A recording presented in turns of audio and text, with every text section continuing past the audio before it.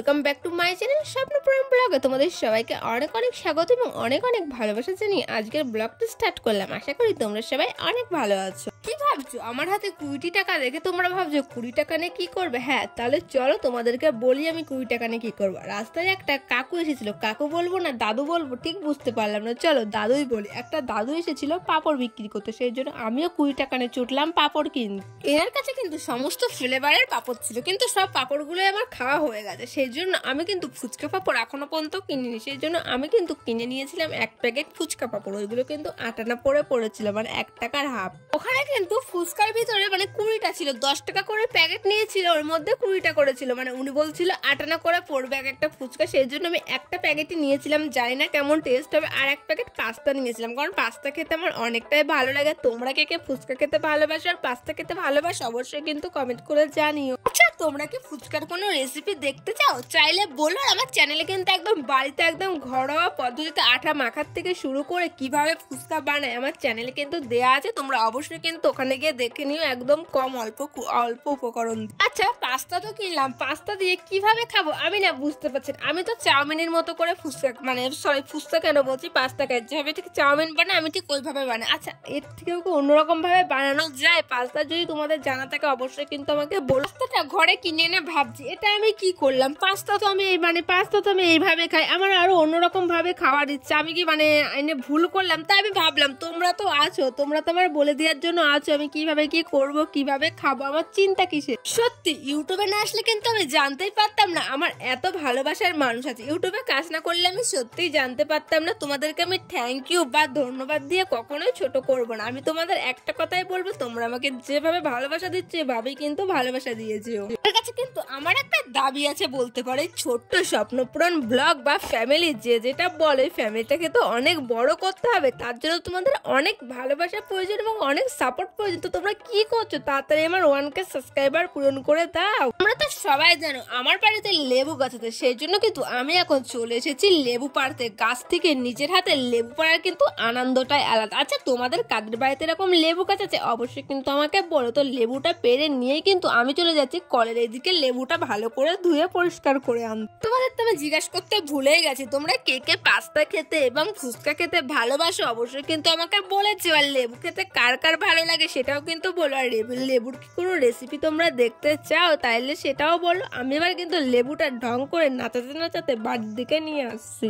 আমার ক্যামেরাটা কে করে দিচ্ছিল তোমরা জানো? আমার ক্যামেরাম্যান কিন্তু ছিল আমার মা। এইভাবে কেটে নিয়েছে, এই দেখো এইভাবে, মানে বডিটা দেখালে একটু সমস্যা দেখা যাবে, সেই জন্য দেখাই নিলাম না। দেখো এবার এটা মানে ছাড়াই দেখো কিভাবে লেবুটা। এইটা না আমরা যখন ছোট ছিলাম, মানে বৃষ্টি আসলে এইটা জলে ভাসিয়ে দিতাম, নৌকার মতো ভাসতে। বলো মা? এখনো ভাষা আমাদের নিচে তো অনেক জল আছে, নৌকার মতো ভাসাতাম, খুব ভালো লাগতো। এখন এই দেখো কত সুন্দরভাবে ছাড়িয়ে নিচ্ছি।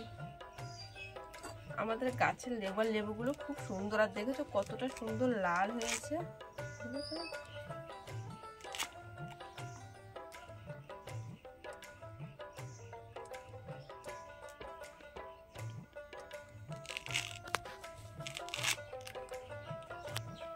আমাদের 2টো লেবু গাছ ছিল, আর মানে একটা গাছের লেবু সাদা হতো, একটা গাছের লেবু লাল হতো। ওই সাদা গাছটা মানে গাছটা মরে গিয়েছে, সেই জন্য এখন খাওয়া হয়নি। মানে সেই জন্যই এই গাছটা বা এই গাছের লেবুটা সব থেকে বেশি টেস্টি হয়। সাদা গাছের লেবুটা অতটা টেস্টি ছিল না, কিন্তু এই গাছের লেবুটা সত্যি অনেক টেস্টি হয়। সাদা গাছের লেবু বড় ছিল, এর থেকেও বড়। হ্যাঁ, সাদা গাছের লেবুগুলো ভীষণ বড় বড় হতো, আর এই গাছের লেবুগুলো ছোট ছোট হয়। তো চলো একবারে সুন্দর করে পিস করে কেটে নিয়ে তারপরে আবার আসছি। লেবুগুলো আমি সুন্দর করে কিন্তু পিস পিস করে কেটে নিচ্ছি। আর ওদিকে মা কিন্তু এখনো আমার ভিডিও করেছিল, মানে যে ভিডিওটা আজকে আমি পোস্ট করবো এই ভিডিওটা কিন্তু আমার মাই করেছিল একদম প্রথম থেকে শেষ পর্যন্ত। আর লেবু খেতে কে কে ভালোবাসো সেটা তো অবশ্যই বলবেই। জানো তো এই প্ল্যাটফর্মে না অনেকটা স্বপ্ন নিয়ে এসেছিলাম, মানে 2 চোখ ভরা স্বপ্ন নিয়ে এসেছিলাম। প্রত্যেকটা ইউটিউবারের যেমন স্বপ্ন থাকে আমার হাতে আসুক সিলভার প্লে বাটন, তেমন আমারও স্বপ্ন আছে আমার হাতে আসুক সিলভার প্লে বাটন, সবাই আমাকে চিনুক। এই ছোট্ট স্বপ্নপুরাণ ব্লগটাকে আমি অনেক বড় একটা ব্লগ ব্লগ করতে চাই, মানে অনেক একটা বড় পরিবার করতে চাই। তার জন্য তোমাদের সবার সাপোর্ট এবং সবার ভালোবাসা কিন্তু সবার আগে প্রয়োজন। বারবার করে বলছি তোমাদের কাছে একটাই অনুরোধ, তোমরা প্লিজ আমার পাশে থাকো। জানো তো আমি এই ভিডিও করি তো আমার নিজের লোক আবার আমার আশেপাশের লোক সবাই কি বলে, ফোন নিয়ে ঢং করে, ও করে কি হবে, কি একটা ফালতু মেয়ে সারাদিন ফোনের সামনে এ করে ও করে, মানে এই কথাগুলো আরো কত রকমের বাজে বাজে কথা আমি শুনি। আমি কি বলতে চাচ্ছি, যারা গ্রামে থাকো, যাদের বাড়ি গ্রামে ব্লগ করো, আমি কি বলতে চাইছি একমাত্র কিন্তু তারাই বুঝবে গ্রামের মেয়েদের কত কিছু সহ্য করতে হয় বা কত কিছুর সাথে মানিয়ে নিতে হয়। শুধু গ্রামের মেয়েদের কথা বলবো না, যারা গ্রামের বউ আছো, ব্লগ ভিডিও করো, মেয়ে সবার কথাই বলছি, যারা এরকম ভিডিও করো তাদের কিন্তু অনেক কিছুই মানিয়ে নিতে হয়। মেয়েদের জীবন মানিয়ে নিতে আর মেনে নিতে নিতেই কিন্তু জীবনটা কিন্তু একদিকে এইভাবেই শেষ হয়ে যায়। তুমি ছোট থেকে যেই বাড়িতে বড় হয়েছো, একবার সেই বাড়িতে তোমার বাবা মা সবার কথা শুনবে, সবাইকে মানিয়ে নেবে। আবার একটা সময় কিন্তু তোমাকে পরের বাড়িতে যেতেই হবে, অন্য একটা বাড়িতে, যেখানে তুমি যার সাথে যাবে যদি সেই মানুষটা ভালো হয় তাহলে তো তেমন কোনো কষ্ট নেই, আবার যদি সেই মানুষটা খারাপ হয় তাহলে কিন্তু জীবনটা শেষ হবে। সব ছেলেকে বা সব মেয়েকে উদ্দেশ্য করে এই কথাটা বলছি না, কিছু কিছু মেয়ে বা কিছু কিছু ছেলের ক্ষেত্রে কিন্তু এরকম।